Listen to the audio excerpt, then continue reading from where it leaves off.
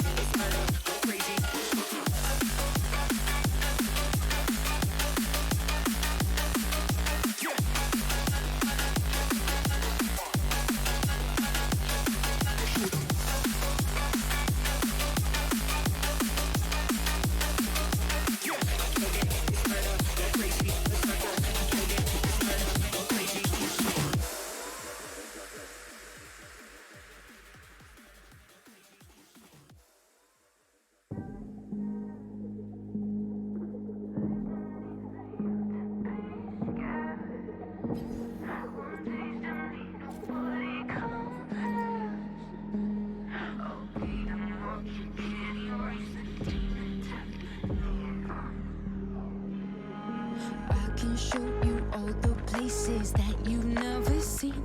I can take you where you're scared to go, 'cause I've already been. We can keep it on the low, low, low. You're dirty, so I've already been. We can keep it on the low, low, low.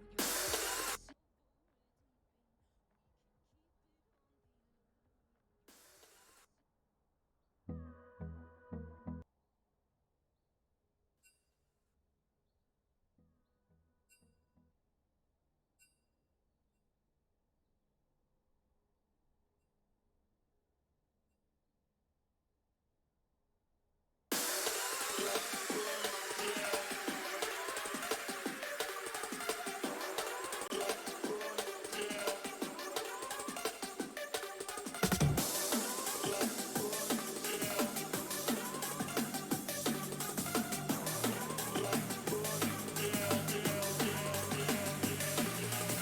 I killed it, it's murder.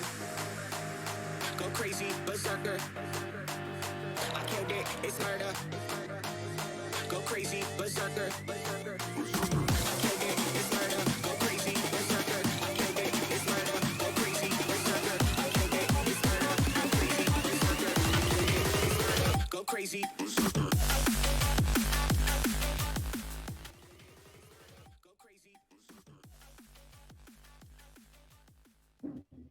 Welcome one, welcome all to the first match of Group C of the season. My name is Canopit, joined by Byron, as our opening match is the OP Nerds, stripped of their summer title, going up against Ward Save Live Red, who are parading around in that same title. This is the first of the 5 games of the season for these teams. Byron, it's starting the season incredibly. I am so incredibly excited for both these teams to stack up. As we talked about just then, OP Nerds, they did win that summer split, but unfortunately, due to unfortunate circumstances, they had their win stripped away from them, and WSL kept up their winning streak because of it. Now, OP Nerds, they are back with vengeance in their eyes, and these games are so important. As you spoke about earlier, the first of only 5 games for these guys to play in this split. If they lose too many, they go down to relegation battles, and they do not want that. But they want to secure a top 2 spot in the group in order to fight for the promotion battle. So we're going to waste no time in getting to our first of a potential 3 games this evening, as we'll be seeing WSL over in the blue team and the OP Nerds over in the red to start things off. The first band to hit the mat will be Set. Certainly a very flexible pick.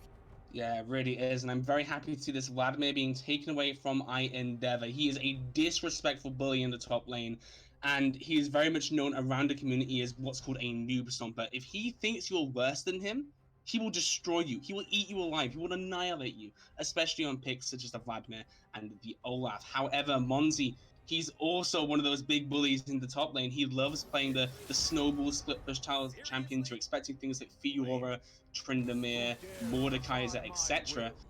The question is Monzi going to be intimidated by the challenge of Endeavor, or will he not back down from this all-out brawl here in the top lane?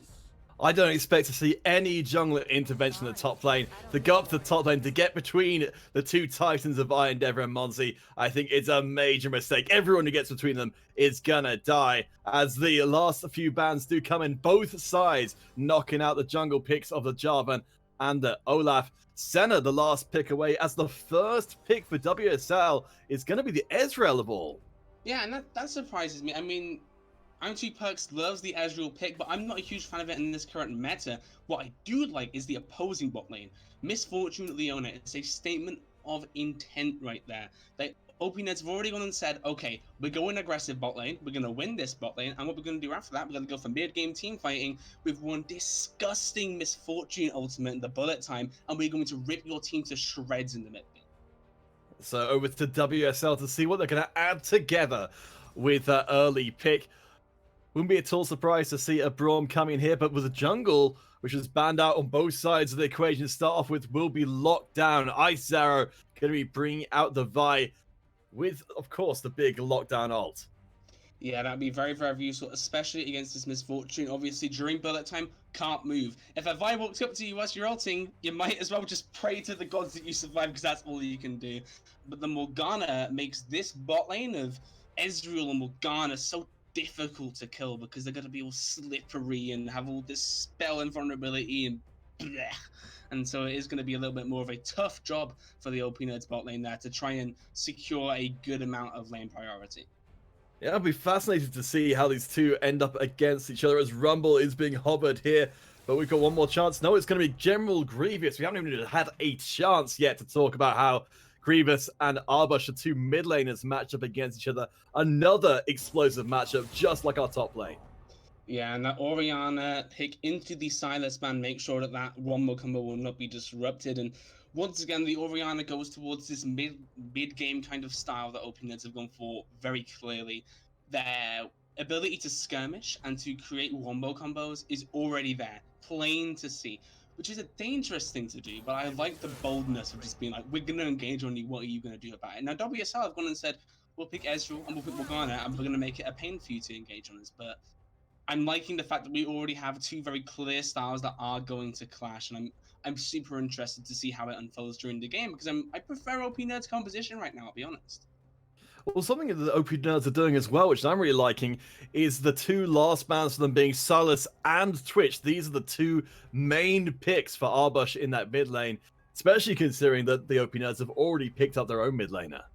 Yeah, exactly. And it means that Arbus is going to be forced into a weaker matchup, and this is great because General Grievous, he's a very experienced player. He's been around this league for around about a year now, playing with Nawar on OP Nerds, and he is known as a dominant laner. He wants to not only win his lane, but crush his lane. That is what defines this player. And on this Orianna, it's very, very easy to punish your opposing player in the laning phase, especially when they're not on a comfortable champion.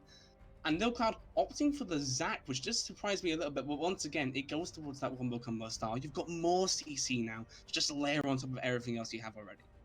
Yeah, and we know there's been a lot of bans headed towards that jungle side. You know, you've got the Jarvan, you've got the Lee Sin, Hecarim, and Olaf as well. So that's potentially a fifth choice down the list for Lil Cloud. You had some big words for WSL coming to this, which we'll get to in a bit, as it looks like the choice of mid laner has switched across after those early bans for Arbush onto the Veigar now. But the last pick is the one we're looking at for the most. I Endeavor, what will they bring up in the top lane, which they're going to be picking blind into Monty? That is a very, very big question. Endeavor will be looking to dominate this matchup, as we talked about. And Darius, if there's one champion that you expect to see snowball a lane, Darius is definitely one of them. And I'm a little bit worried for Monty right now, because what does he have in his pool that kites well, that is able to disengage Darius well? I'm a little bit worried. Now, Vayne is the champion that I instantly go to my mind for, but I don't think he's the kind of player to pick a Vayne. And in fact, I talked about how much he likes his Mordekaiser. It's looking like he will. Oh, no, he's not. He's going to go for... He's now cheaping me! Ah! And it's Mordekaiser in the end that he ends up locking in. I'm very interested to see how this top lane could go, because it's going to snowball. This top lane is going to snowball. I don't know which way yet. These champions, I would say, are fairly evenly matched. It isn't a massive winning matchup on one side or the other. So it's going to be all about these early game trades, whether or not the junglers come to interfere, who gets the level advantages, and who gets the extra little bit of CS that's going to help them. That's going to be one of the big things really to look out for this top lane, because it's those minute differences that will allow either Endeavor or Monty to snowball out of control. So we've talked a lot about the top lane, but now we've got the full composition so far. You pointed out even much earlier on that we were seeing a very coherent, engaged composition from the OP Nerds with those final two picks coming in. Do you feel like this has created a composition that's just doing that same thing but better? Yeah, I mean, OP Nerds, from what they've picked here, they have a very big, engaged composition. During the mid game, they're going to be able to force so many fights and create these massive wombo combos. The only champion that kind of sticks out as not with that is Mordekaiser. He is someone who gets someone out of the fight or takes over a side lane. Now, the good news is that Mordekaiser will always be useful. Even if you put him super far behind, he could be in a fight and take out Darius for like 10 seconds. And that can be so useful because you use that time to create the wombo combo, kill the rest of the team, and then Darius pops out with 4 people around him. There's nothing much he can do in that scenario. Yeah, But I love... Yeah, go on. Well, I love seeing the Mordekaiser in here, as you said, coming into this, we kind of had these expectations that the top lanes would be a bit of an island, and it feels like the Mordekaiser is amazing at doing that. Even if multiple people are coming up to try and tip over that top lane, there's still going to be an island with one other person. Yeah, absolutely. They'll be sent to that death realm, likely to their demise. But obviously, he'll pop out in front of 2 people. You don't really want that, but it is a very good 1v1 champion. Same with Darius, though. I mean, Darius' early levels are disgusting, as I'm sure we've all experienced once or twice in our solo queue games, that Darius just walks out of them like 12-0 or something. So it is very possible for this matchup to tip both ways, and I think it's down to this jungle matchup. And I want to discuss this jungle matchup a little bit, because I talked to Little Cloud before this match, and I was interested to see what his opinion was on facing up against Ice Arrow. He said, in his own words, I don't think he should be much of a problem. Little Cloud, not really feeling too much of a threat from Ice Arrow, which some could argue might be a mistake. However, I like the confidence because it means he's going into this match wanting to win. He really has that hunger. Yeah, he's a little cloud with a big mouth, and we'll have to see if that's where the money ends up going. Let's take a little look across at the team of WSL as a whole, though. We know that Arbush did get pushed way down that tier list in terms of mid laner, but we know of all the players on the WSL squad who you can try and punish out, he's the one with the best champion pool. Yeah, he really is. I mean, a lot of WSL players have 1 or 2 champions that they're really specialized in. For example, it's Endeavor, Vladimir, and Olaf are his 2 big ones. Arbush, however, has a much wider pool, and I think that's because he's only been a mid laner for a few months. He was previously an AD carry for up to 4 years. So he has some pluses and minuses. Now, Viger is a champion he has played before in the AD carry position. Back when 8.11 came out, he used to play the hell out of Mage's bot lane, which is really good to see. And so he's used to playing this kind of style. And there's good things and there's bad things. So he's used to being the target in the team fight. As is Viger, he is going to be able to put himself in the right position at the right time. That's what we're expecting coming the late game. The issue is that he's also used in lane to having a support around. How is he going to handle being against General Grievous in what isn't a favorable matchup when Grievous is such a dominant player? Yeah, and of course, Arbush, being a bot laner, used to having the support in there to help them out. But speaking of WSL supports, they are not running their main support tonight stronger. Instead, it is Clifton Ogasium, which is quite the mouthful, coming in. So not necessarily the full strength WSL team, as much as they come in as the favorites. They are not operating at full strength today. Yeah, and it might be the one little weakness that OP Nerds really look to punish. As we know, we're expecting Water Advisor Red and OP Nerds to be battling at the top of the group. In fact, that is something that I believe Lil Cloud has said himself, also talked to him again, is that they expect this to be their most important match in this group. They're really looking to push for a win here. And when the main support is took out of the roster, that's obviously going to make it so that there is the weakness that makes OP Nerds a little bit more confident. And I think you can see that in their composition. They have an identity, they've said so, and they're looking to execute on what is a fairly simple composition. Yeah, something I'm looking forward, particularly from the OP Nerds, who said coming in, I think, very much as the underdogs here, despite their success in the previous season. They've got a veteran mid and bot laner, General Grievous and Nawa. They've both been around for a while. I think if anyone, those are going to be the most reliable parts of the squad. Yeah, exactly. But you talk about reliability and experience. For me, the top side of World Save Lives have been around for an incredible amount of time in amateur leagues. Endeavor, Ice Arrow, and Arbush have all been around since the start of Valence League and even earlier than that, back in the CL days. So these guys, they've been around amateur leagues. They know how these matches go. They have that experience, and that could be so key, especially going into a new team environment, to be able to bring that experience, to be able to maybe calm some nerves, and that can be so important in these crucial matches. Yeah, I mean, as well, I mean, one of the things we've noted with Arbush being targeted out with the bans, Perks, the AD carry for WSL, actually on their one trick pick in this game in the Ezreal, even if they don't necessarily have the Braum to counteract Noah on the Misfortune. Yeah, exactly. And this Misfortune pick, I like it because it's not only an incredibly strong pick, we've seen it in LCS already, LEC and LCK, all that, but it's the fact that it's a very easy to execute pick. It's something that's simple, something that teams can very easily create a win condition around, and that's what we've seen here. And so if they're picking this MF, they've probably tried out swims before. They're used to this style. They're very comfortable with it. So I'm expecting OP Nerds to really come out swinging, and looks like WSL going to be looking for an early invade on this top side.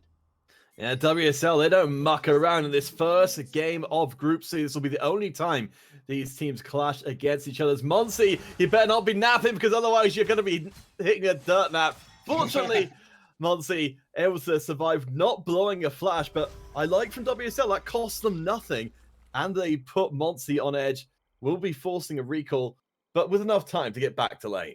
Do you see that cost them nothing? It does cost them control over their bottom side of the map, and it means that there's been a very cheeky ward placed by Lil Cloud. They're going to be able to scout out whereabouts IceR is in his clear and use that to make sure that the people around in their lanes aren't being too vulnerable, aren't going to die suddenly to a gank, because they'll know where the spy is. And it's such crucial information. Yeah, T-Dog in the chat reminding us that the Arbush looking to stack up that Veigar AP over the course of the game. An early skirmish, a great way of getting just a little bit of cheeky AP, as we do have the opposite sides of the map start. Little Cloud up at the very top, down at the very bottom for Ice Arrow. So in these opening minutes, Byron, where should we be looking for the most action to be happening? Well, I would be lying if I didn't say top lane. I think that both these players are very big on the laning phase, on trying to create these massive victories. Champions like Darius and Mordekaiser have very strong early levels, so I'm expecting these guys to constantly be fighting and tugging over this minion wave, trying to get every single little advantage they can. as those champions should be expecting to do. So I should be there. The question is, what are the junglers going to do about it? And will they do anything about it? Because both junglers currently hanging around the top side of the map. Yeah, Isaro making a quick transition across from buff to Gromp to presumably buff again before heading towards that top lane. You're right, everything is set up for a big explosion up there. Note as well, Arbush is making a move out of lane to put down the wards at the river entrance for the OP nerds, maybe looking to spot out if Lil Cloud moves out of that top sector towards the mid or even the bottom. Yeah, and it's very important that he places that ward there because it means that he can push up a little bit further. He knows that Zach probably on his top side right now thanks to the leash, so can keep himself a little bit safe. However, Monzi takes a lot of damage in that trade, and Endeavor already starting to flex his muscles. Yeah, nice use of the claw there. That even when Endeavor managed to get past, come through as the gank return comes in, iCloud won't get anything, but there's the stun locking down Lil Cloud in place, forced the flash away, and Grievous flashing as well. 2 summoners only 3 minutes in. And that's the ward that just came in. Arbush places that ward, and Lil Cloud tries to make the jump happen from that ward. Obviously does not work out in the end, and Monzi is being put incredibly far behind. I mean, still there is a bit of CS to catch into this tower, but the CS differential is something to know. And those 2 flashes being burnt from mid and jungle means that all of a sudden, players like Arbush, like Ice Arrow, can all of a sudden start punishing this mid jungle even more than they usually would. And that's going to be a big worry for OP Nerds because they need priority in order to make this comp function. Yeah, a big disaster early on for the nerds, but they've still got the chances elsewhere in bot lane. You haven't seen too much from these guys so far. Of course, the engage power of the Leona yet to be utilized. We do see a sweep from Little Cloud towards the bottom side. I do believe the Little Cloud managed to hold on to their passive after that last fight, so could still go for an aggressive play even on low health. Yeah, and now looking at mid lane, Ice Arrow hanging around. We'll see if he goes for the gank. I don't know if he will or not. He's going for it, but Grievous is already aware of that.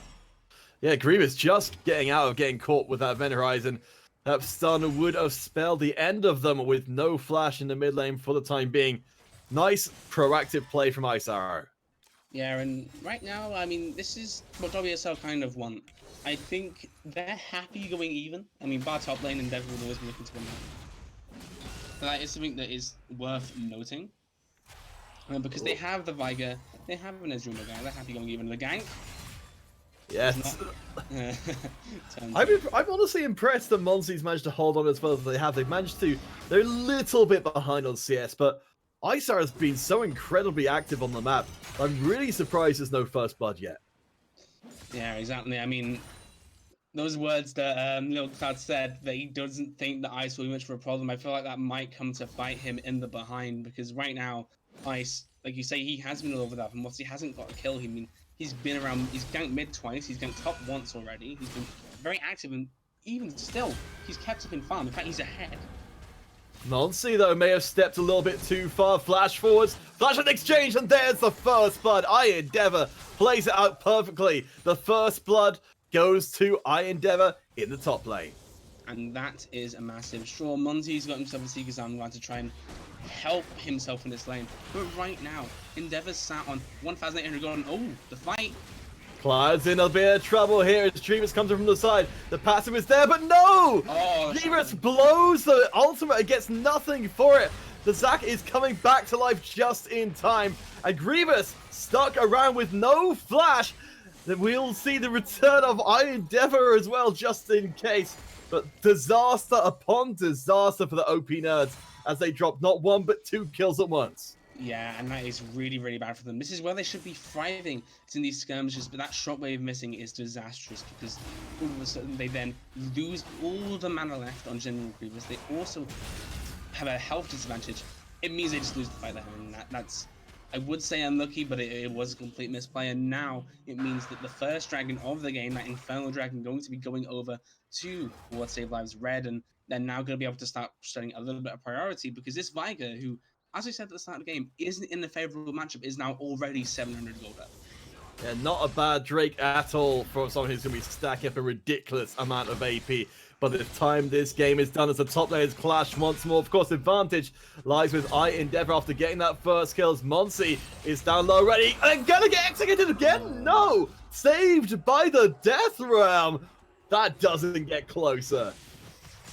Good play from Monzi to use that Death Realm, get himself that extra HP just to survive that, but at the same time, look at the amount of pressure that Endeavor's able to exert in this lane now. Monzi's been forced back again, the wave's crashing, he's going to lose more CS.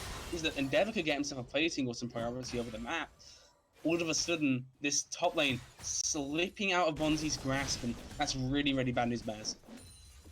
Yeah, we'll check in with the goal counter. Endeavor now 900 ahead as another gank attempt comes in mid. Shockwave brings Ice Arrow into tower range. Could almost turn it around. Nice play from Grievous there. As the flash under the tower, Arbush knows their Veigar, and they know when they can strike. That was beautiful from Arbush there. You see his experience on this champion just from that alone, and he's getting engaged on by the Zac here. Little Cloud does have the flash available. Going under the tower, Arbush gets another kill. These OP nerds don't know when to quit. And now they are down 5 kills before even we get to 10 minutes. Arbush is absolutely destroying the mid-jungle duo of OP nerds right here. You see it with this Veigar play. He is cleaning up. And the thing is, this is Veigar's weakest point of the game, is the early game. The more this game goes on, the stronger he's going to get, and that's exponential, you have to keep in mind. So he's already skipped past the bad part of the game, and he's going to just continue to get stronger and stronger and stronger. My question is now, how are OP nerds going to deal with it? Because they still have ways, they have the mid-game skirmishing, and the bot lane's remained even, which is their only real saving grace right now. But they're going to need to make some fights go their way and soon, otherwise this game will be out of their grasp. I mean, I'm really looking forward to the part of the game for the OP nerds where they get to really pull their team composition together and start comboing their abilities. Because, you know, we've got this right back from Champ Select. You start slotting all of these pieces of an OP nerds composition together. You know, the Shockwave, the Zac, throwing in the bullet time as well. Maybe a solar flare just for a little bit of extra. And I don't think it even matters how far ahead you are at that point if you just get blown to pieces before you can even do anything. Yeah, exactly. So there is still that chance for OP nerds. I don't want to count them out just yet, but we did talk about them being an aggressive solo lane team who will play around that kind of style. It is something that the coach of WSL, Silverback, told me about, is that he was expecting them to play this solo lane style, and look what they've done. They've crushed it, solo lane wise. Grievous and Monzi have both been shut down in the early game. They've just let the bot lane stay even. It's a very smart game plan that's coming from WSL, and it's one of the reasons why they have remained at the top of VL for such a long time, because they create these game plans that they're so good at maintaining. You can see, yeah, I mean, coming into this one, definitely Monsi didn't seem to be afraid of Endeavor. Perhaps they should have been, as things are spiraling out of control there. We do, of course, have the Rift Herald up on the map. Now we're passing 10 minutes, but Ice Arrow is deep inside OP Nerds territory. You can see that the blue area of the map is starting to expand, and the OP Nerds may miss out on their own jungle. Yeah, exactly, and that's horrible news. Is now here comes Ice and Endeavor, and Ice just says no. I got excited then. Not even worth it. Not even worth it. You can kill them anytime you like. We're getting close to a completed Black Cleaver as well for Endeavor to make getting away from that Darius even more difficult than it already is. We are coming close to a Cloud Drake spawning though, so we could see more attention go towards the top, as I think the Herald is going to go straight into the hands of WSL, courtesy of Ice Arrow.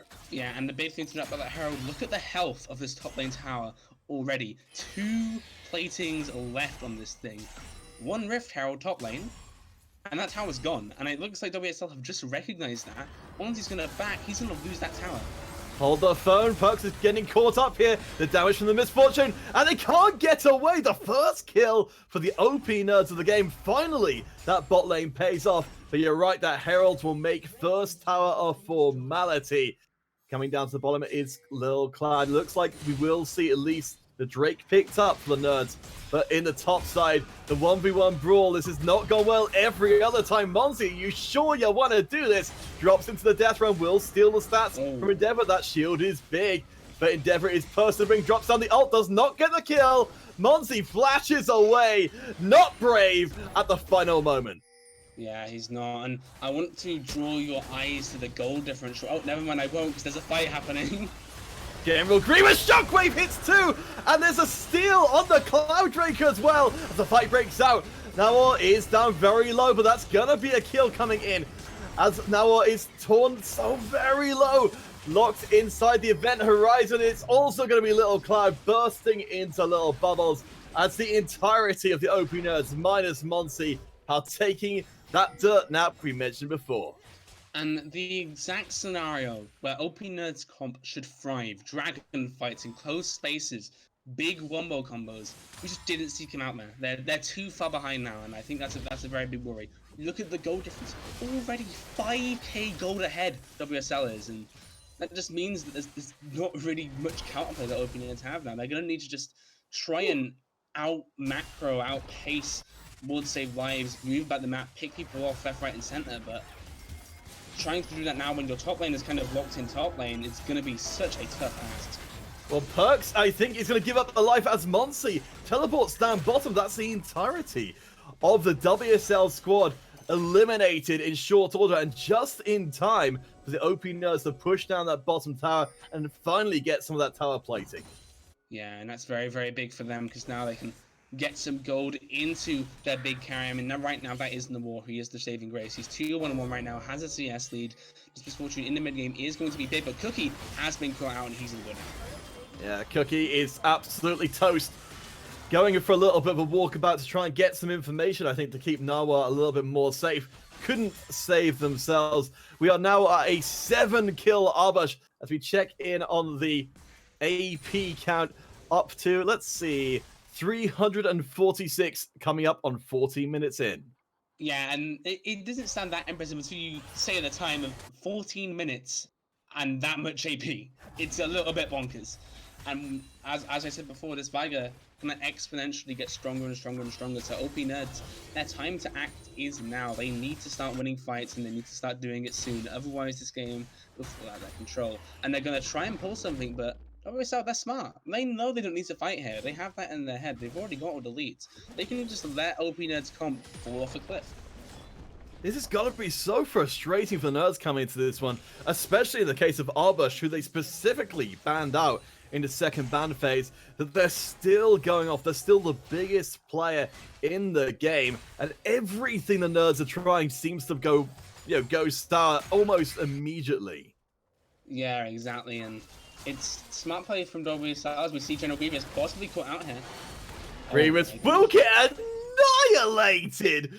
That is the power of a 7 now 8 kill Veigar. Just walks in and Grievous disappears from the planet. Oh, and yeah, when people ask me what a bruh moment is, I could just send them that series of plays as possible. Looks, right here. There's the catch, nice, but the bullet time goes wide and Cliff able to escape out. Unfortunately, Cloud is not going to stay the same as another play goes sour for the Nerds. Now will be held in place and cut to pieces. What a delicious piece of salami as Perkz picks up another kill. WSL are styling on the Nerds, and any confidence the Nerds have is gonna be in pieces. Yeah, the Nerds really not looking OP right now. In fact, they're looking quite underpowered. They're looking like a Callista in the current state of League of Legends, and that's not a good look for his Endeavor. Looking to out 1v1 Mordekaiser in the death round. Can't he do it? He will just walk away. Cool guys don't look at explosions. And, oh my lord. Not again, not again. Oh, this time it actually doesn't happen. Arbush is not tanky and still gets the kill. Oh my gosh. That's kill number 9. That's death number 5 for General Grievous.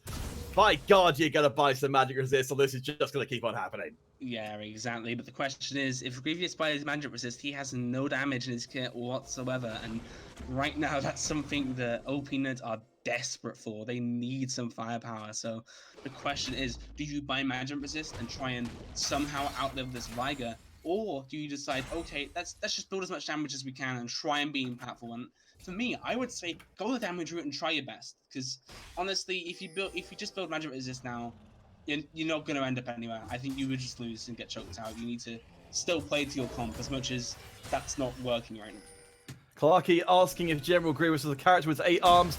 I assure you, Clarky, in this game, General Grievous has been entirely armless, getting nothing done whatsoever as the Force Flash from a Cookie means that this next Drake is up for the taking. So far, WSL with total objective control. This will mean that they'll start moving towards the Ocean Soul as desperation for the nerds. They're moving in. They want to at least get their first objective of the game. I don't know if they can even manage that, though, as Endeavor is coming in. They've got backup on the way. Going straight in. Will they make the steal? The Shockwave comes in, and I think buys enough time. Bullet Time cuts down Endeavor, but Arbush, the monster-made flesh, comes through. Perks grabs the kill. And even though the Herald went across to the nerds, they are not going to get it. Jump in, and no! Still kept from getting it. They gave up their life. Little Cloud. That is a rain cloud right now. Tears all over the rift. Yeah, and this is GG. This I don't think there's any way to come back now. I mean, Arbush is looking disgustingly good. He's ran a mid lane masterclass.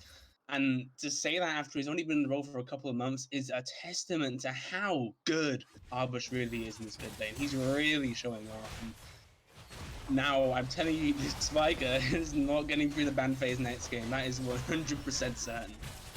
I mean, yeah, Arbush is just an absolute monster. Arbush not even dying a single time this game. You have to know all eyes lie with Arbush right now. Arbush, the undefeated, 10 kills in.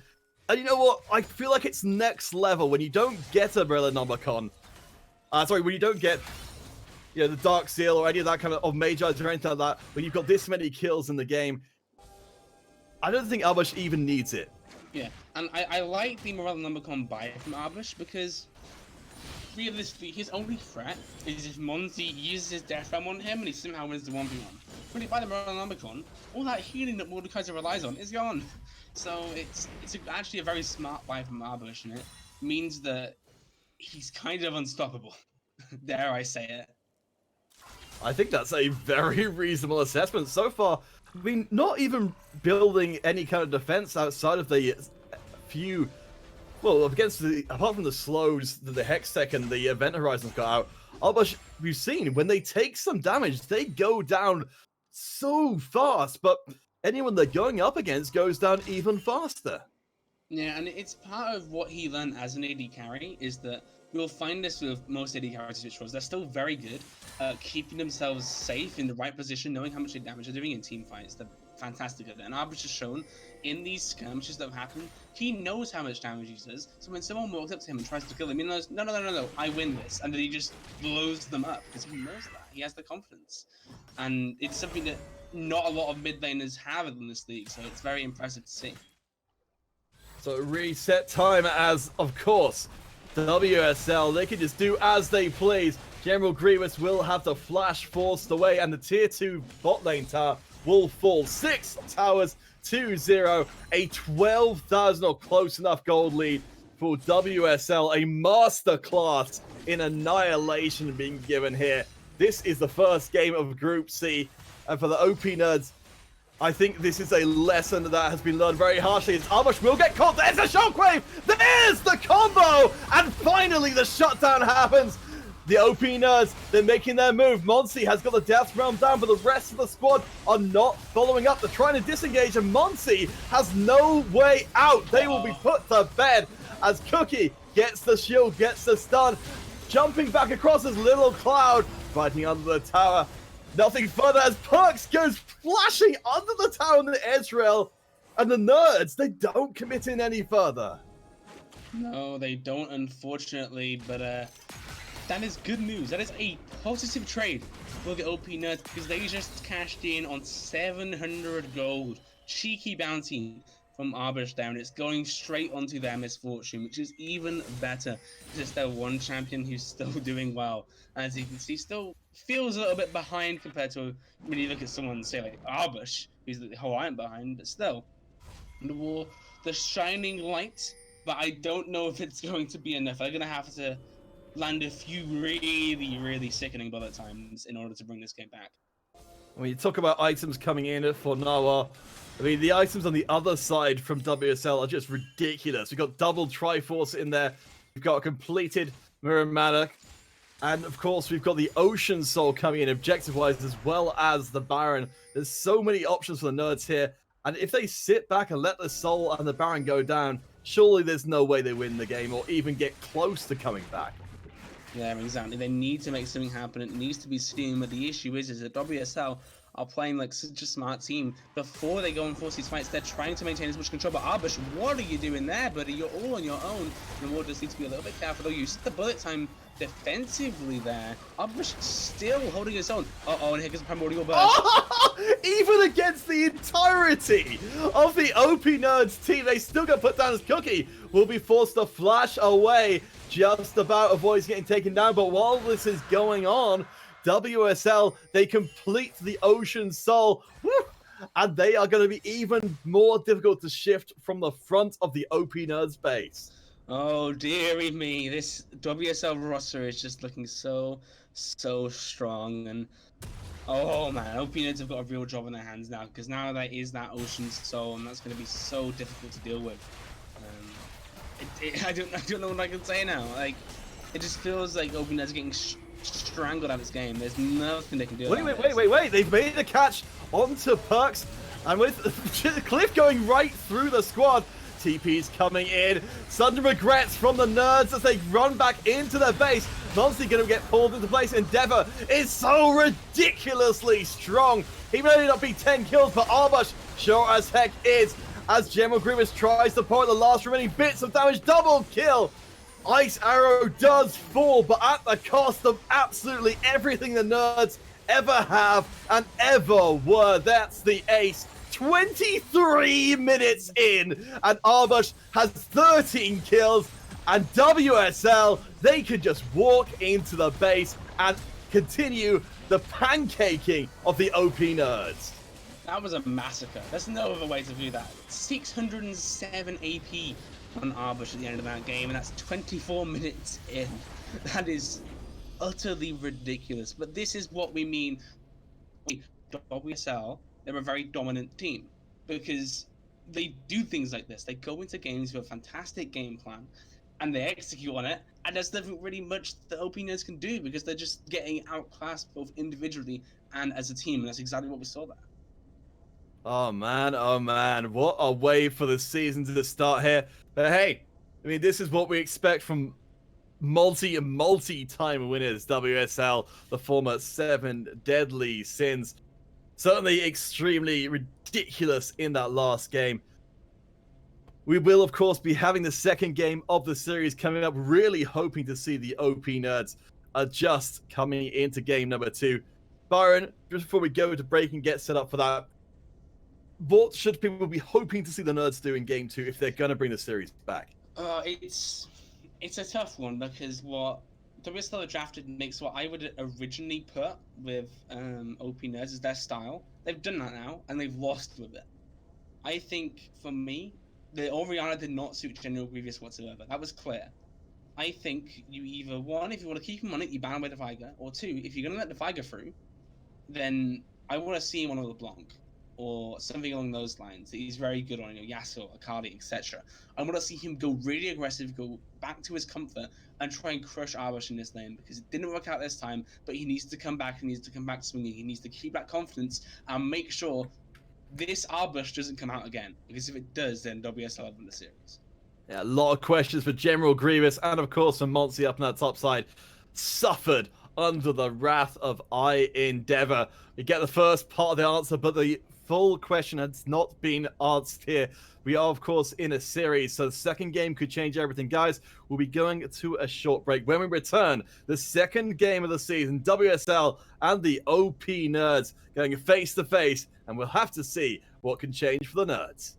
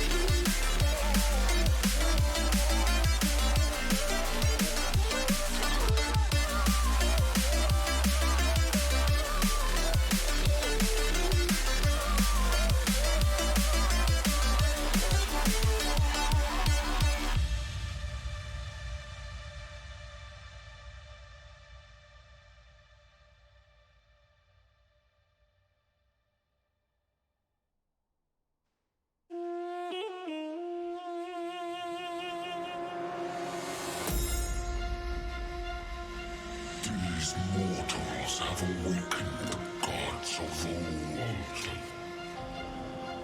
We rise from our slumber to reveal our true power. Focus fire.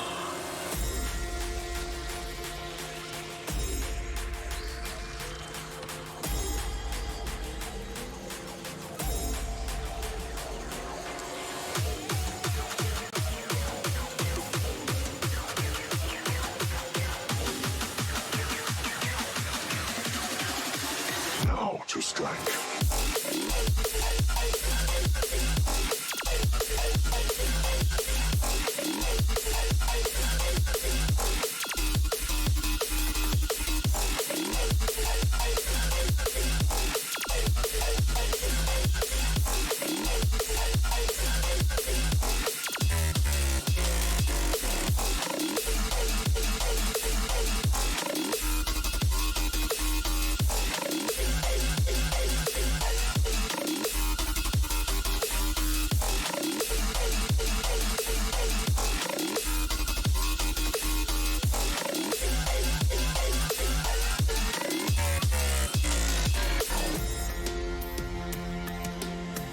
These mortals have awakened the gods of old. We rise from our slumber to reveal our true power. Focus fire.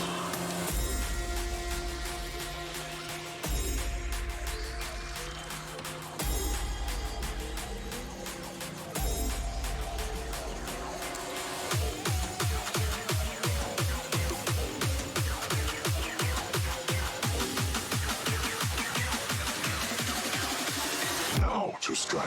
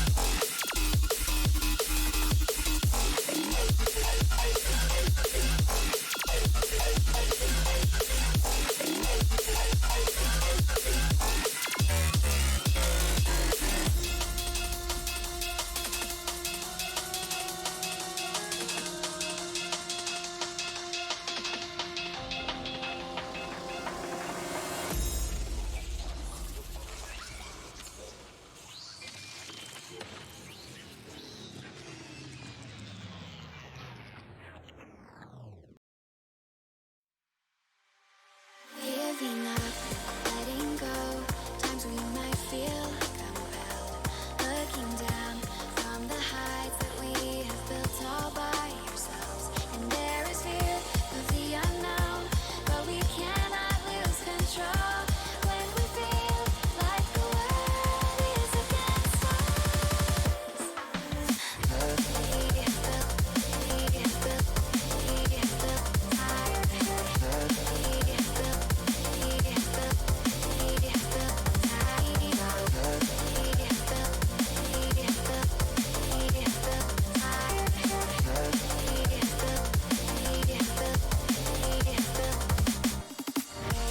do we go? Is a question to ask. There are so many choices that it's hard not to look past. What is real and what is fake, and the risk we have to take. Will we know what is throwing off our balance? We cannot sink into the dark. The vertigo is getting sharp. There's something greater than ourselves. That we need. We have built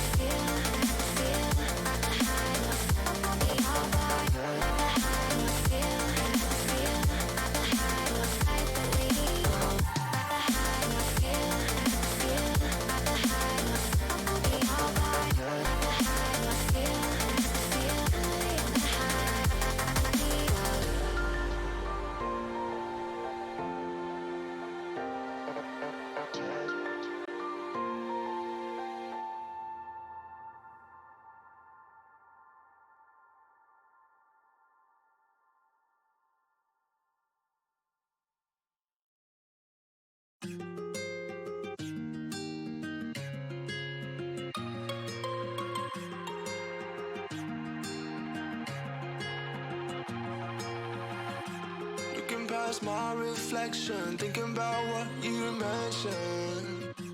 It was supposed to be the one to take every last pain away. Nothing on our loving, maybe time told us that we were different. Did it break you down? Staring at the ceiling, fighting off a feeling. One more minute, 'cause I just don't wanna come down. Don't wanna go back to how I used to be.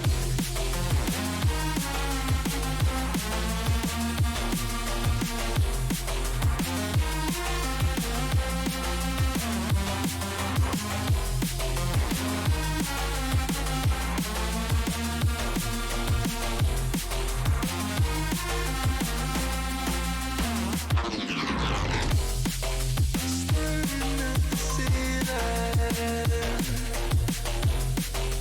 fighting off the feeling. One more minute, 'cause I just don't wanna come down. Don't wanna go back to how I used to be. Looking past my reflection, thinking about what you mentioned. Nothing on my life, maybe time to just that we were different. Didn't break you down. Staring at the ceiling, fighting off the feeling. One more minute, 'cause I just don't wanna come down. Don't wanna go back to how I used to be.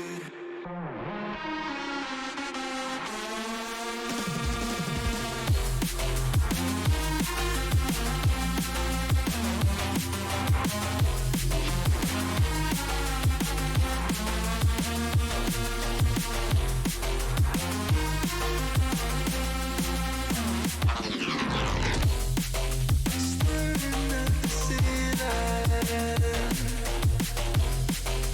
fighting off the feeling.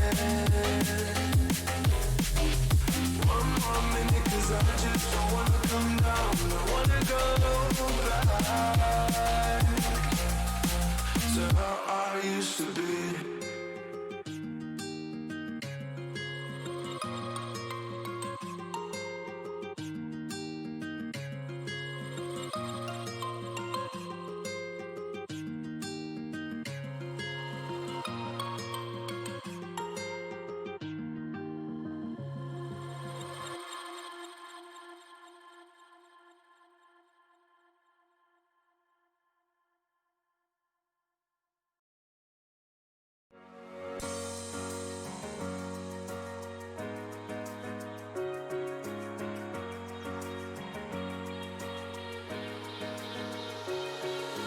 Cover it up, you like to play your own game.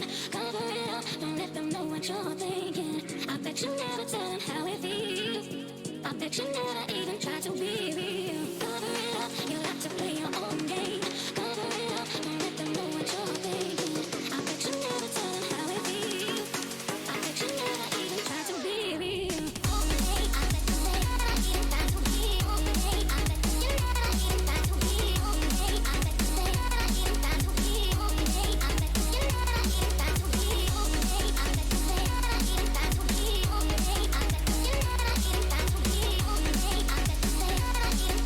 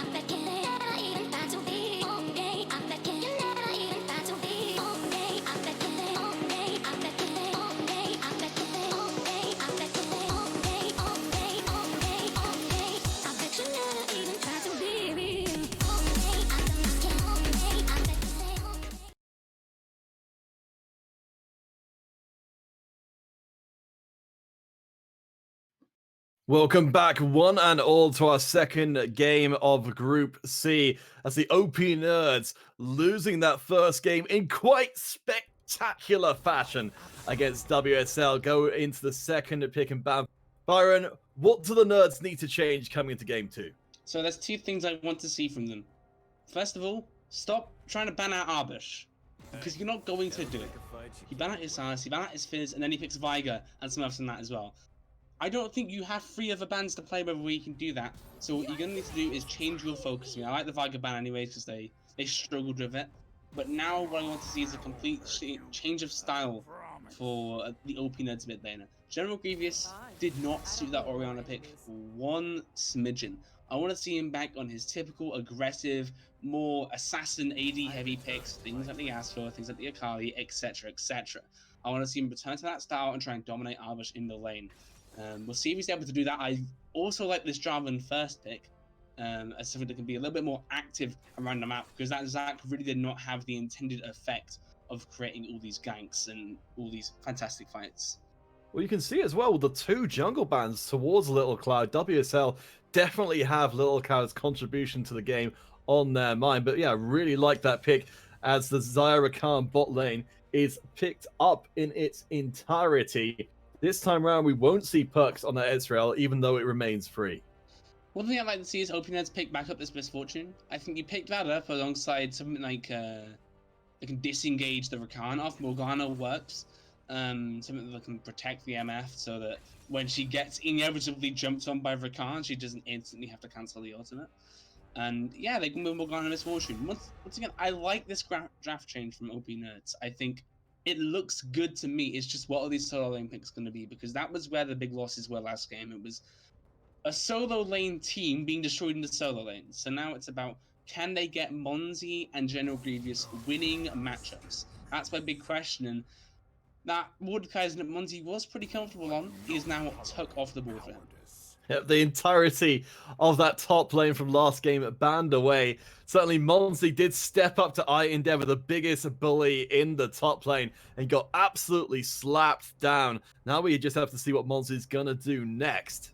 Yeah, and the question is, if you get punched by a bully, what's your option? Is it retreat, try something a little bit safer, or is it taking a big right hook back and trying to give yourself a big confidence boost? That's going to be my question heading into this next game. Will Monty stick with his aggressive style, or will he go a little bit more reserved? We'll have to find out, as now either a mid lane or a top lane does need to be locked in, or a flex pick, which I would be very open to. I would appreciate that from what we saw right now, because they need to get winning matchups, really.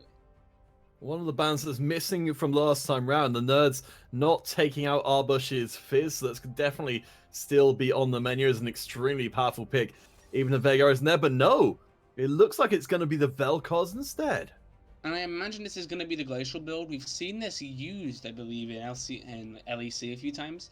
The Glacial Vel'Koz in the mid lane, very, very useful. Very similar to the Viger as well in terms of playstyle, just obviously less of the stacking AP. It's more about poke and anything else, but it is a similar playstyle. I think Arbush just found a weakness of General Grievous there, and he's going to play that style of champ. It will be Camille for Monzi. I'm scared of that blind pick, because there are a few champions that I know Endeavor plays that if you jump onto some sort of big tanky bruiser, it's probably not going to end well for you. So I am a little bit worried about that pick, but it still fits of the overall ideals of the composition.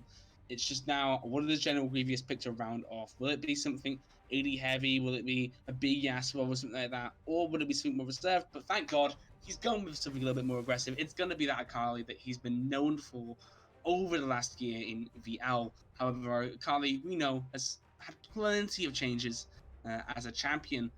Does General Grievous still have it? Oh boy, this is what we came for, to see General Grievous assume their true form and go face to face with Arbush as we find the composition of the top lane. Camille into Jax. Lots of ways into a fight, but once they're in, it's going to be another death match in the top lane. That's a really good pick from Endeavor there. I love that, because what happens now, if Camille wants to jump on the Jax, Jax just presses the E button. And then Camille sits there as a sitting duck, gets stunned, gets comboed. It's so hard for Monzi to do anything in this lane. And especially if Ice Arrow is going to play like it did last game towards the top in the mid lane, then it's going to be a real struggle for him in the top lane. However, big thing I'm looking forward to, because Vel'Koz isn't a champion with many escapes, many ways to get out of a bad trade, and Akali is such a slippery champion, can get onto you so easily and do so much damage. So I'm really excited to see if General Grievous can capitalize on this matchup. He wasn't able to do it last game, but this game, on his comfort pick, I'm expecting him to turn up big. Of course, down at the bottom lane, I like what we're seeing from the OP nerds here. It feels like they've got, a very good answer to the Zyra Rakan. You mentioned that Black Shield won't be broken through by Rakan with those crowd control effects. I really hope we get to see Nawa go off more than they did in the previous games. It felt like there was so much promise from the OP nerds bottom lane that just couldn't thrive in an environment that the WSL team created. Yeah, like Ezreal Morgana really just stopped any sort of early game pressure that the War or Cookie could have wished to have. Now the Zyra Rakan is going to be a little bit more aggressive. Still has very good disengage, but nowhere near an Ezreal Morgana. And so Nawar and Cookie do have a few chances here to try and catch out this duo off guard and maybe even try and win this lane. It's just, for me, this is a game where now it becomes a question of junglers, because there are so many vulnerable lanes, so many places to gank. And both these junglers, Jarvan and Vi, love to gank. I mean, Jarvan's got his flag and drag, Vi's got a big fist. It's a question of where they go. And if they do end up meeting and how those skirmishes go. And early game skirmishes, once again, I favor OP nerds. I really do. Unless it's some sort of like top 2v2. I think mid 2v2 is won by OP nerds. I think bot lane would be like a 3v3. I would probably give OP nerds. They've just got to play around the fact that they do win these early game skirmishes. And they didn't last game. They crumbled in them. And I don't want to see that this game. I mean, it certainly feels bold from the nerds when so many of their players got punished by WSL so incredibly harshly to go for this heavy playmaking from their mid, jungle, and top once again. But hey, if that's what brought you to the dance, and you got to keep trying your darndest. Certainly, General Grievous, we've got some big hopes for them here. We'll be bringing out the TP rather than a more aggressive summer in the mid lane, but I think you're right. I'm really excited to see what Little Cloud can do on an earlier game jungle to try and get the snowball headed for OP nerds instead of having 4 kills to the opposing mid laner before 8 minutes are up. Yeah, exactly. That's what I'm really hoping to see from him. A little bit more of that confidence that he's going to be able to use, because he was confident coming into this game. I'm just a little bit worried that because of how last game went, that can really hurt a team. I think when you get stumped that hard, it's a lot harder to reset your mental during a series and be like, okay, no, that was just one game. We're going to move it to the next one and we can smash them there. It's very hard for you to move to that mentality. However, these are confident players. I mean, Monzi, General Grievous, the Cloud, they all have a lot of faith in their abilities. So I want to see that from them, because if we don't see it, they've lost the series. They need to get that confidence back. I mean, it's, again, for any of you guys who are just tuning into this one late, the OP nerds, having to face off against the team that took what I suspect they consider to be their title from the previous season. If the nerds go down here, this is a pretty definitive evidence that the WSL squads very much deserves to hold on to that title from last time round.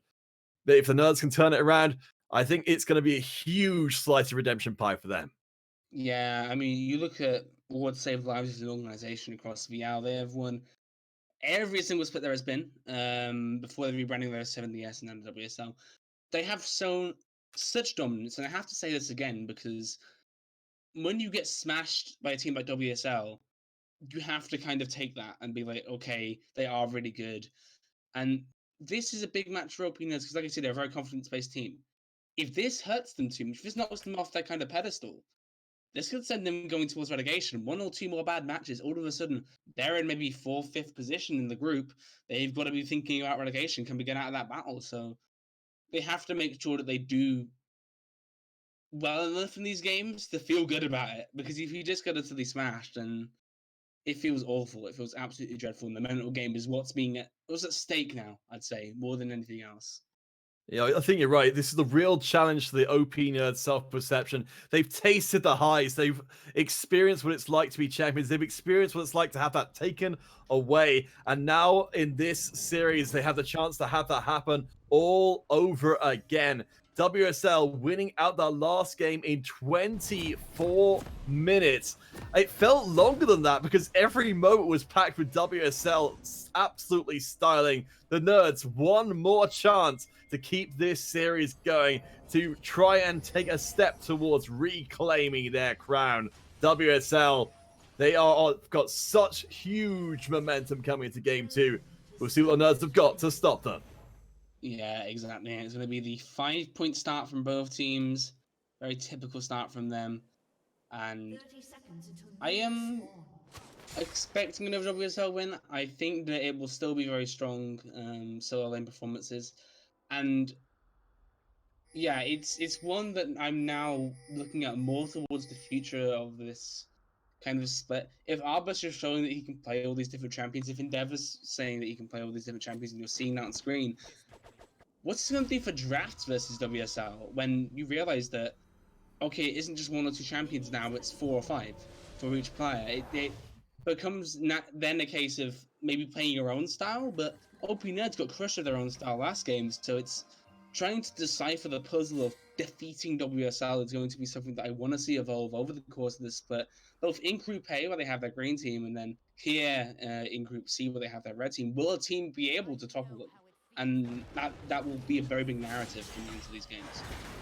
So in the chat, we can see there's very little faith left for the OP Nerds team. People are already writing out those death certificates saying the game is going to be around 30 minutes, which admittedly is quite a lot longer than the previous game was. Byron, based on what we've got team-wise here, what's your prediction for how this game goes?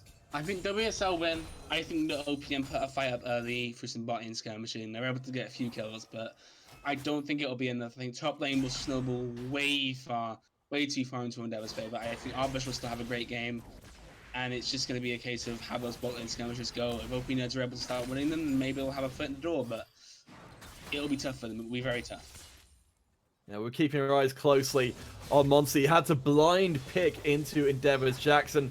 Yeah, really, really good punish with the Jax there. As we'll keep our eyes out as well for Little Cloud on the job. And very effective early plays as Grievous goes ham and has to burn their flash to correct their mistake. That ham was not smoked right there, and you saw that. Almost. Yeah. That was very over-aggressive from Grievous. As I say, he's someone who should know this champion. He plays it all the time. He was known for playing it even back in Spring Split of last year. The fact that he's making plays like that, where it seems he doesn't really know his numbers or how much damage he can do, it's already a big worry for me in this matchup, because this should be a matchup where he's able to punch. Well, Keiki made a good point with the... Oh, hold the phone, actually, because we've got a flash onto Monsi here. I think it's going to be forced to keep nice use of the shield there. Flashes away under the tower. Endeavor doesn't hesitate for a second as Grievous is almost driven out of the mid lane. It only took 3 minutes to get first blood for WSL. They have set the pace in the first game. I think they might even be looking to better it in the second. Yeah, exactly. And Cloud forced out of his own jungle there. That's really good play from the WSL guys here. And once again, it's a Jax with first blood. This champion is another very good snowballing champion. And will be able to get it very well on the side lane. You're expecting Endeavor now to start taking over that side lane, start pushing all the time in this mid game, and he's going to become unstoppable in the 1v1. And I can kind of just safely predict that now. General Grievous wishing they had that flash because they're being chased out the mid lane. There's not too much left in the tank, but there's no help coming. Little Cloud is way off. Ice Arrow chasing through. Grievous is still up for now. But yeah, what we were just about to talk about before that whole play came through is the latest patch 10.3. Feels like it's really swept the legs out of the Akali pick. Yeah, it does feel like that. I mean, she is still a really, really strong champion in pro play. I believe she's been like 100% pick ban in pretty much every region. She's been that strong. It's just a case of, with this recent patch, they've nerfed a lot of her abilities, made them a lot more rigid, and that has kind of forced Akali into a bit of a rough spot, especially for the lower elo players. You can't fully take advantage of the amount of overloaded things in this kit. So far, I mean, General Grievous is certainly doing better despite, getting over-aggressive, having to burn that flash early. Didn't ultimately get killed, which is a little surprising, honestly, given how aggressive they've been playing. As up in the top side, Monsi is starting to make up a little bit of ground here. Endeavor's down low, burns through. But there's no flash here for either side of the top lane equation. Monsi could commit in for the kill, but hopefully the nerds have learned when they need to be aggressive and when they don't. Yeah, what Monsi's gonna need to do now is somehow bait out that E from Jax. Oh, engage. Cookie, nice catch there! The Rakan couldn't engage while locked in place as Cookie keeps himself safe with the Black Shield.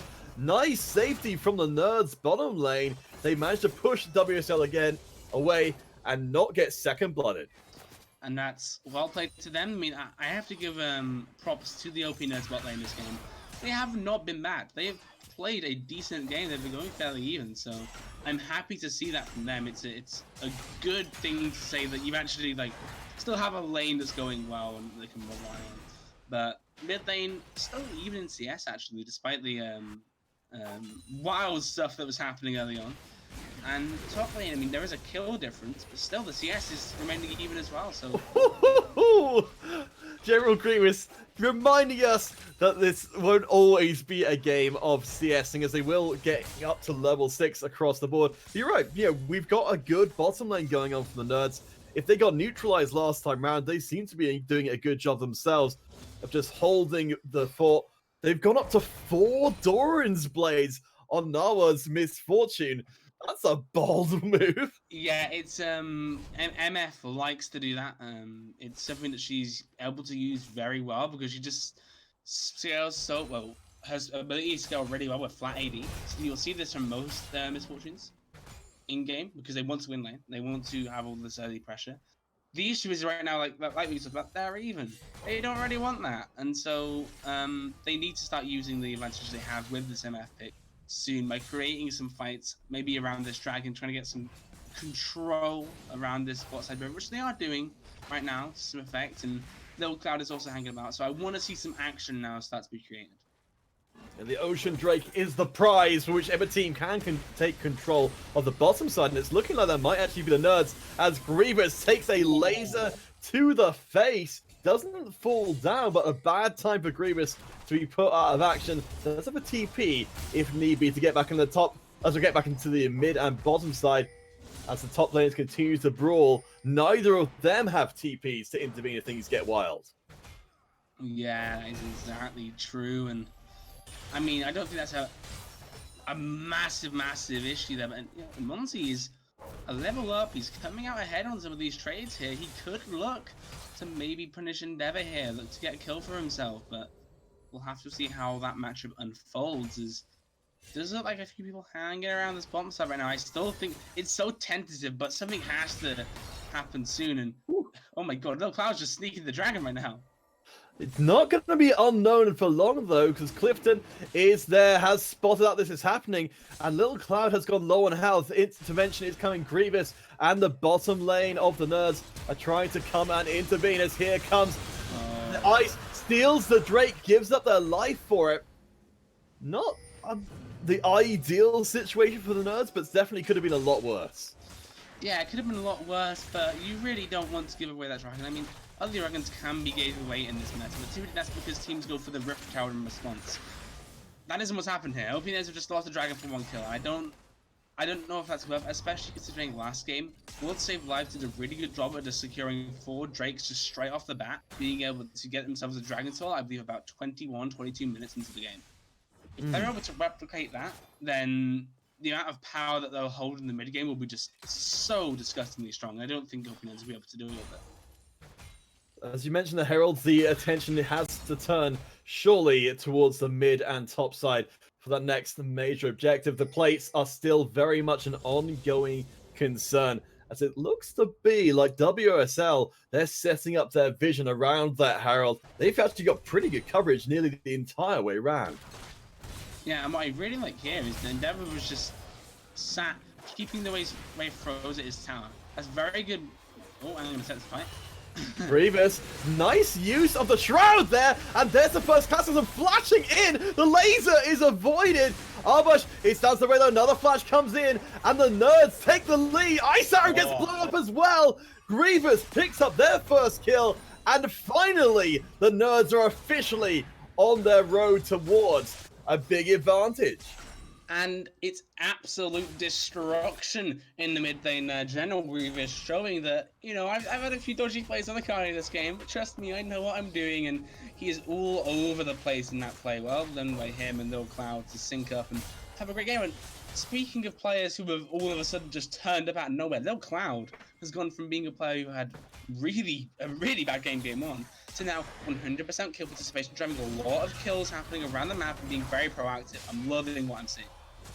Yeah, Lil Cloud took so many hits last time in the ban phase. This time, only the 2, as Cloud will be able to get away, it looks like, from the Ice Arrow into the mid lane. Wow, what a great start. What a great turnaround from the Nerds. It could have easily gone either way in the mid lane. Now the question becomes, what are the Nerds going to do with this advantage?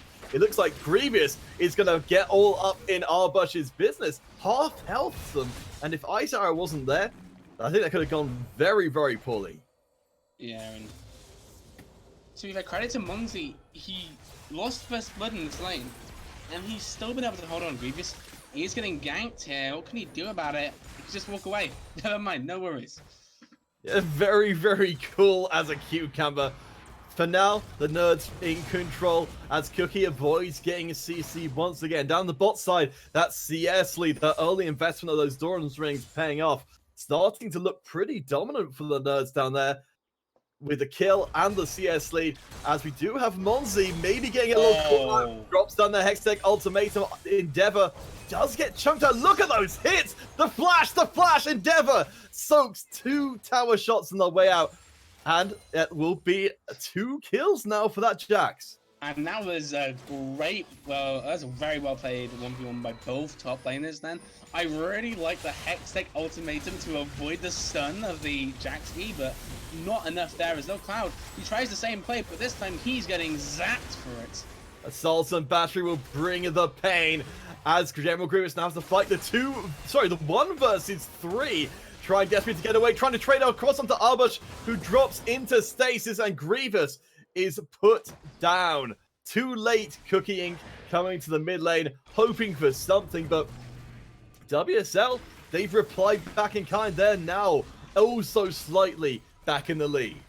Yeah, and it's nice to be a great kill top lane, and then that play in the mid lane. So good from them to know how to reply to that play, to back out when needed, and also Cliff, fantastic run from him, because he recognized what was going to happen this time, and he was around. It meant that Grievous could not go and just tear up these 2 people, because there would be that extra person around him.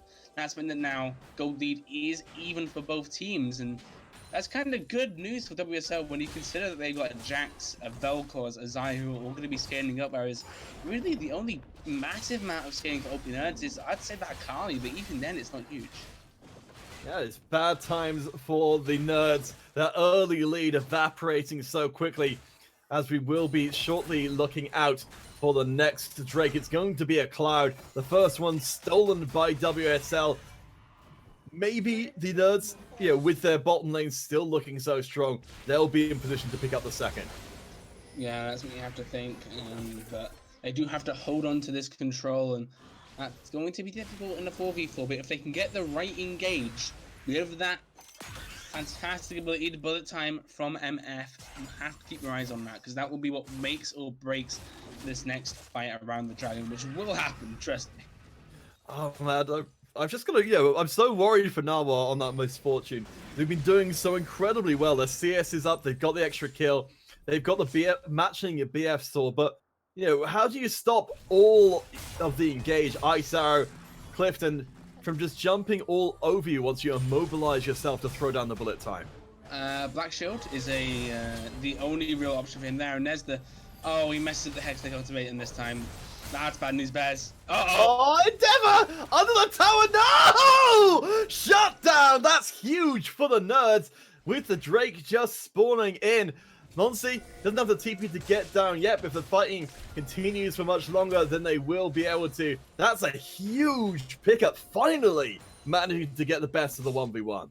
Yeah, Endeavor, I would say being a little bit cocky there. He did not need to dive Monzy there. That was not necessary from him. And... I disagree, Byron. Endeavor fine. needs to dive every time. As down the bottom side, Cookie is going after Clifton, who's locked in place, knocked up, and put down.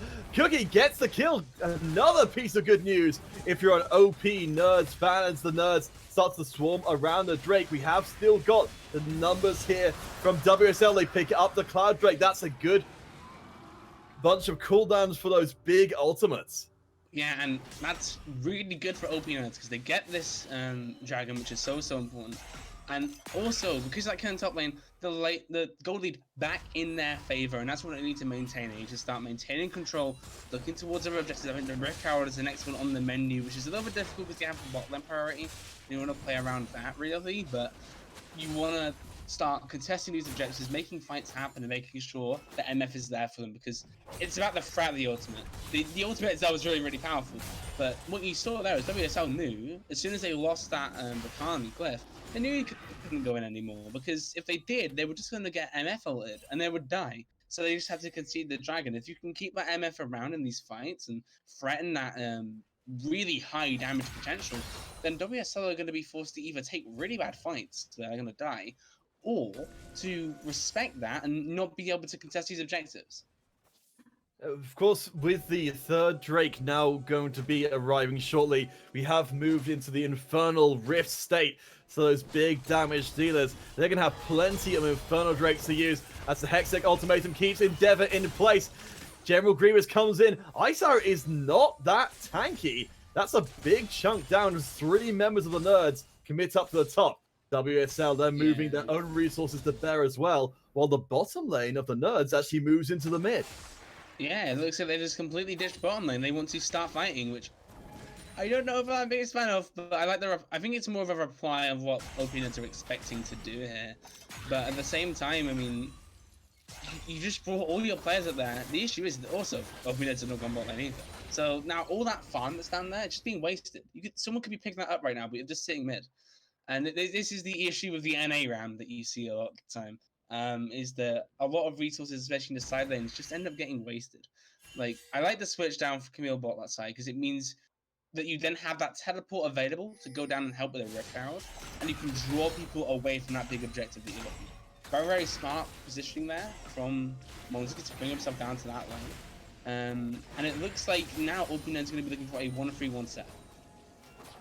Yeah, with Monzy, it started to look stronger and stronger as the game goes on, as Cookie will get caught, and the Herald is going on while Cookie gets absolutely torn apart. We've got the closing in from both sides. WSL, this Rift Herald could be bought in blood. You can see Little Cloud last time round just manages to get hold of it, but gives up their life. OP-Nerds, they will do anything for an Eye of Doom from that Rift Herald. The thing is, you've died 2 times there, and they're probably going to be able to take a tower or 2 off of that. But you have to keep in mind right now, Camille is also on the bot side of the map, and they're going to be able to do a lot of damage, probably destroy this bot lane tower as well. So really, you're trading what? That's like 2 deaths of a tower or 2 for the Rift Herald and also a tower. And you equate the Rift Herald to about half a tower. It's not that bad of a trade, to be fair. General Grievous will have to add it to the list of kills, though. Somehow, that last shot gets General Grievous a kill anyway, as an attempt is made to push in the bottom lane. Perks from the side of WSL has gone down to the bottom to try and match Monzy. That feels like a very risky move within the mid. Cookie's facing risk of their own as they're forced to flash away from the laser. Cookie's gotta be more careful. Yeah, he really has to be, especially around this Vel'Koz, who can just destroy you from a mile away.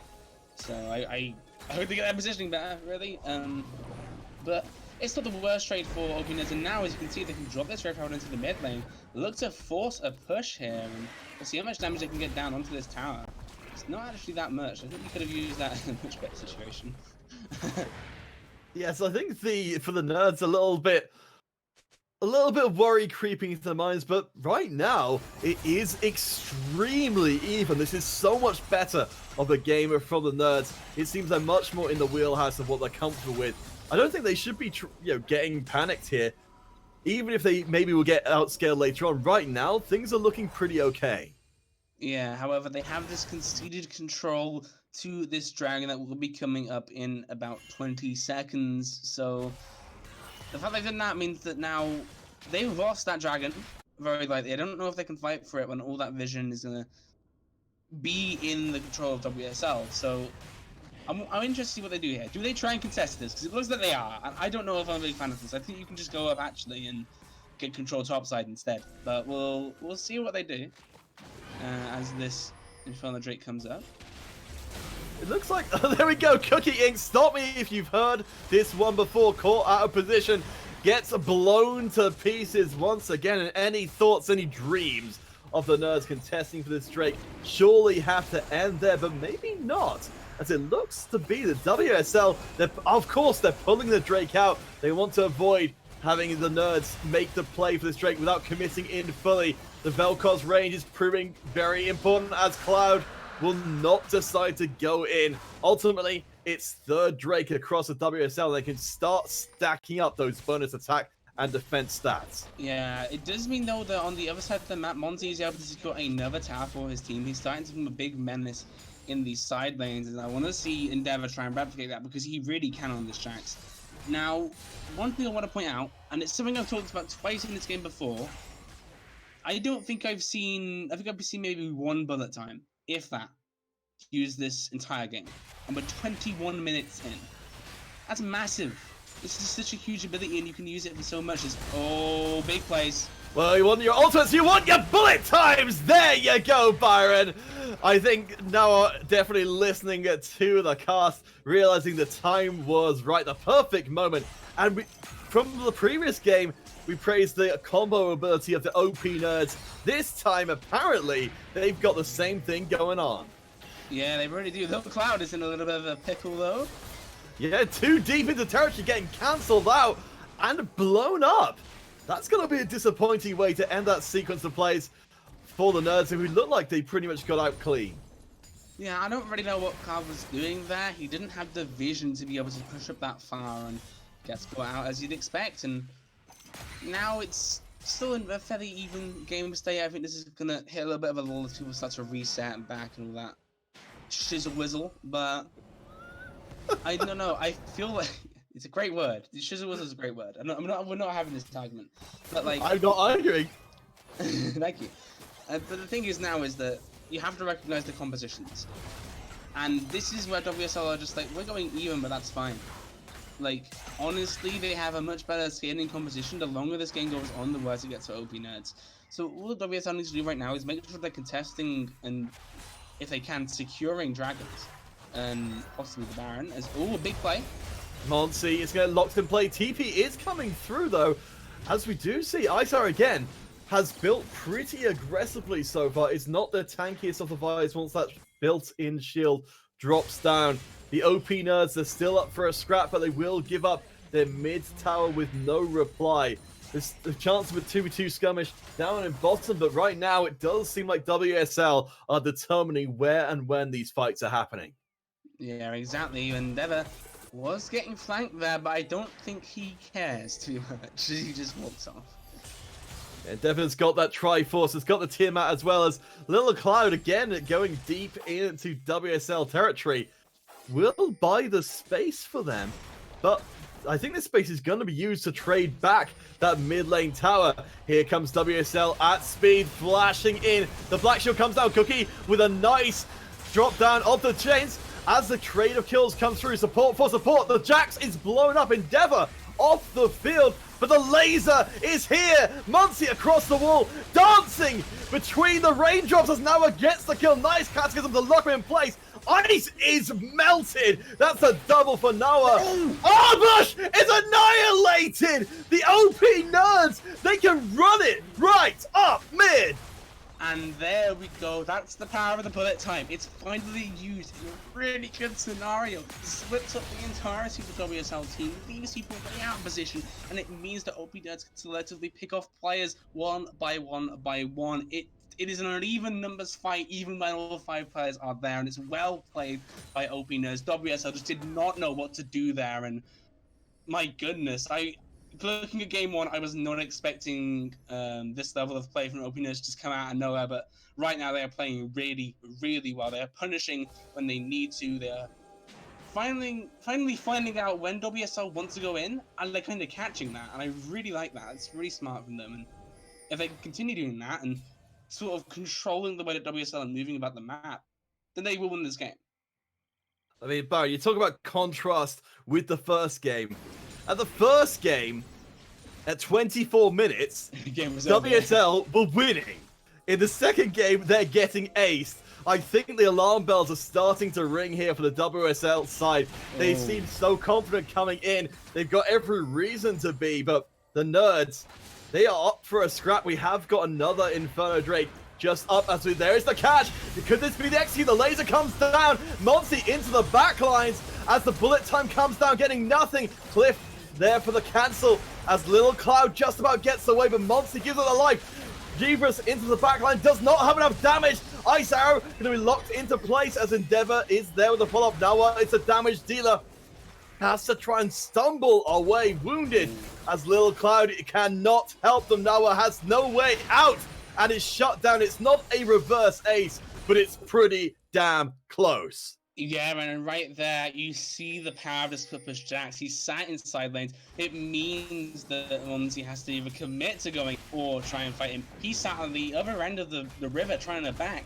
And then, great tactical in by Endeavor as that fight starts. And Camille's nowhere to be seen for half that fight. And that is, for me, is one of probably the biggest key difference in that.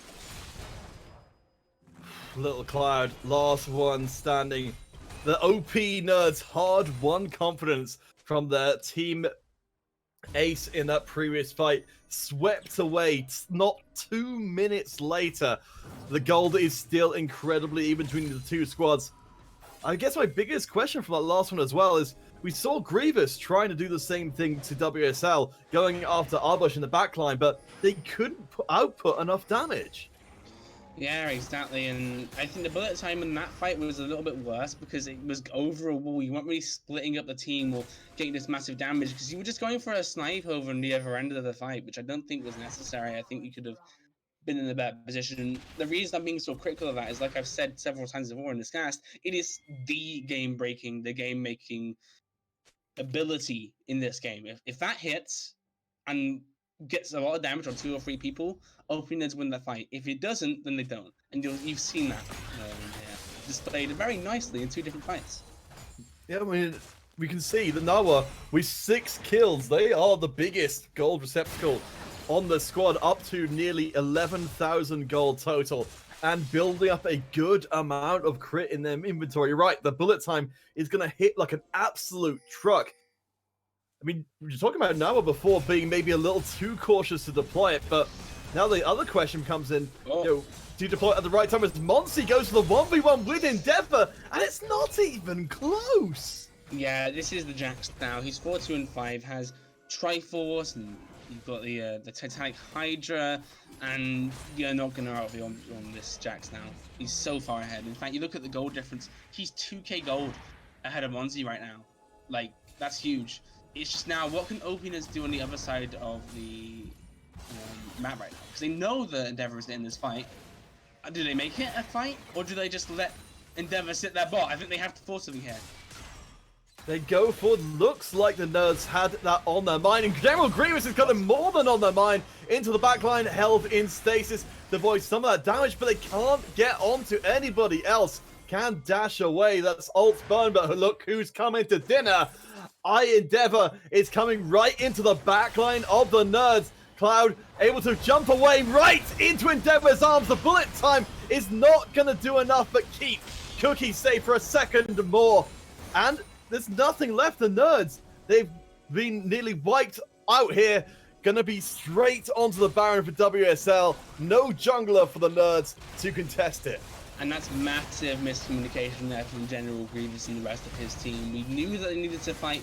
OP Nerds didn't recognize that, and then General Grievous engages as an Akali when no one else is around.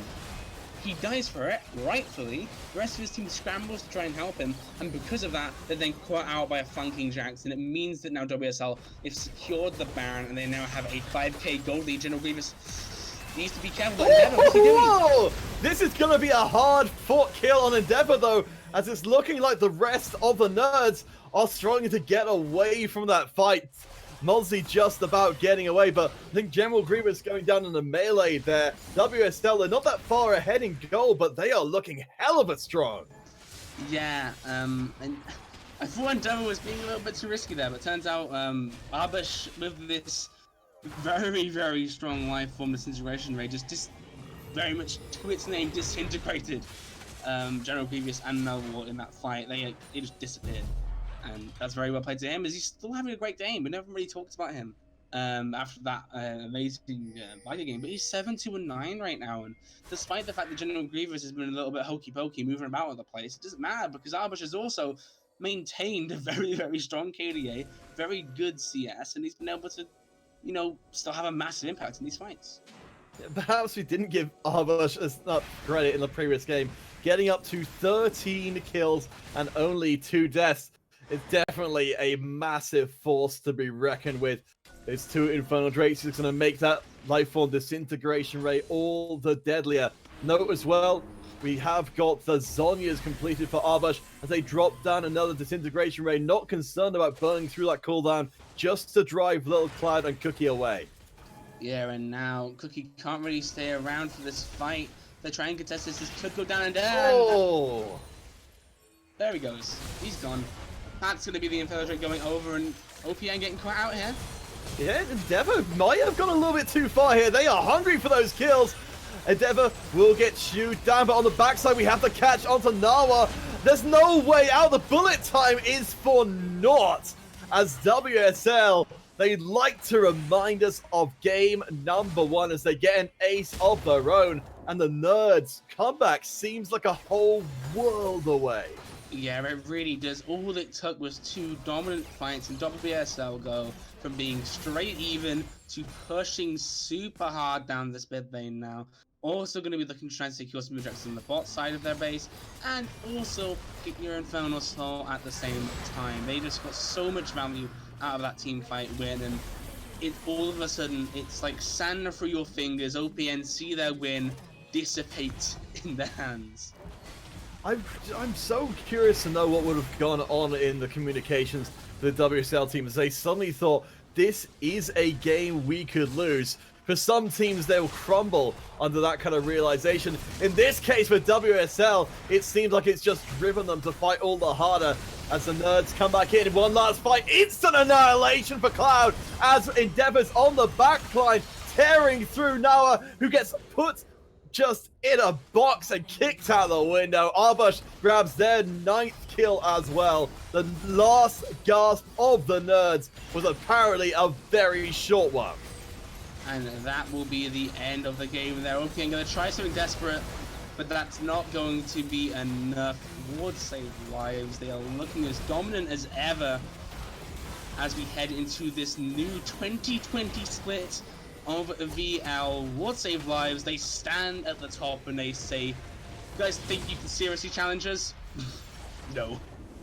There was a moment when the OP Nerds made me a believer, but yeah, I mean, it just shows when WSL, turn the tap, when they really put their serious faces on, they seem almost unstoppable. What a way to start the season for them.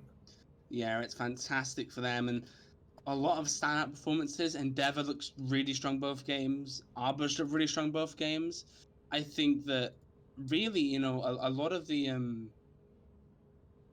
teams around here are going to be really scared of Ward Save Lives, because they're just destroying people like OP Nerds, and that looked like there was a little bit of hope. But I think the late game shot calling, which is something that has been mentioned before, is massive for Ward Save Lives. And I don't know if you can beat them when you get to that stage of the game.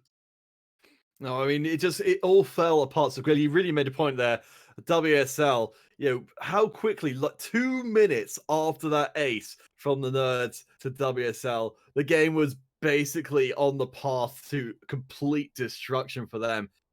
It's just amazing. I truly believed we'd see a third game there, but ultimately, Arbush ends with 10 kills. Perks ends 7-1.